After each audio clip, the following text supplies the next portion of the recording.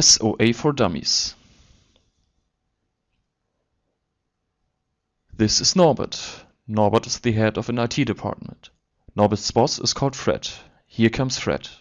Fred is the managing director and he owns the company. This is Fred's company. It has an IT infrastructure. A number of programs run in the IT department. Unfortunately, all is not gold that glitters in the world of IT. First problem. During the past years, the number of programs has increased to enable Fred to process his business more quickly. Second problem. The programs are all linked to one another. This requires a lot of man-hours. Norbert doesn't like it. Third problem. Individual parts of the programs carry out the same functions. If you want to change something, you have to change it in all of the programs. This requires a lot of man-hours. All of these problems lead to increasing costs. Fred does not find this amusing. In his opinion, something has to be changed. But is there anything on the market? Yes! SOA.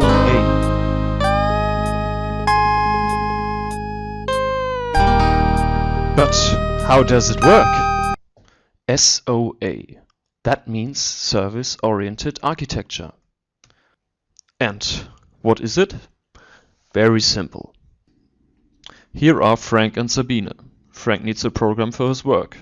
This program consists of 3 small services. When Frank merges them, he has his program.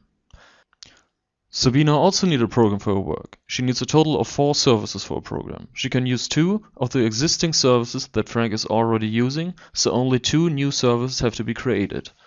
In other words, you can reuse the same functions in different programs. This enables the IT department to implement changes more quickly and save costs. Let's go back to Frank and Norbert and solve their problems using SOA. Problem solution. We break down our programs into services.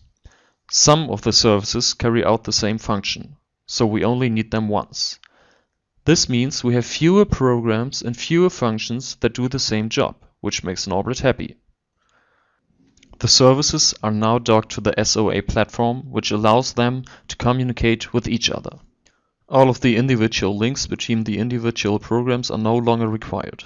Fred and Norbert are very pleased. This means that Fred and Norbert can save a lot of costs. Fred's company earns more money and Fred buys Norbert an ice cream.